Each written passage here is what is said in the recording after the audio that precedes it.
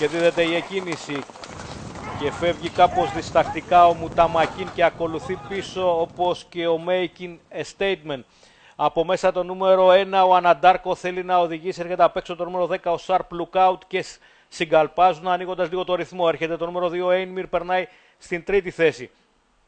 Τώρα πιέζεται το νούμερο 9 ο Making a Statement, περνάει στην τέταρτη θέση, συγκαλπάζει μαζί με τον Ren Castle που είναι στην πέμπτη στο κάγκελο.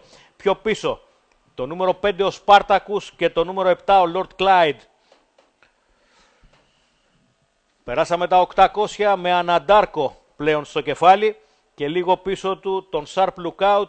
Ο Ainmir ακολουθεί στην τρίτη θέση, ενώ προοδευτικά έχει ανέβει και ο Lord Clyde και από το κάγκελο έχει περάσει στην τέταρτη θέση. Μαζί του και ο Ren Castle και εξωτερικά ο Making a Statement. Πάμε για την ευθεία.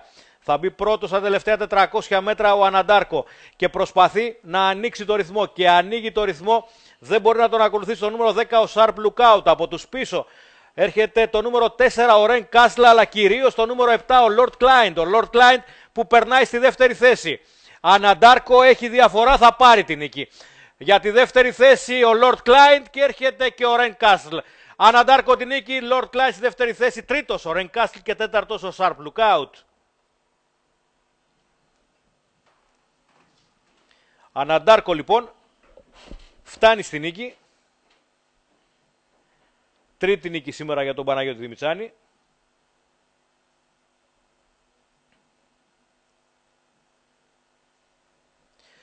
Πιο πίσω ο Lord Clyde, το νούμερο 7.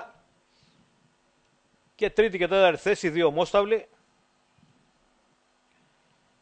Ο Ren Castle στην τρίτη θέση, το νούμερο 4.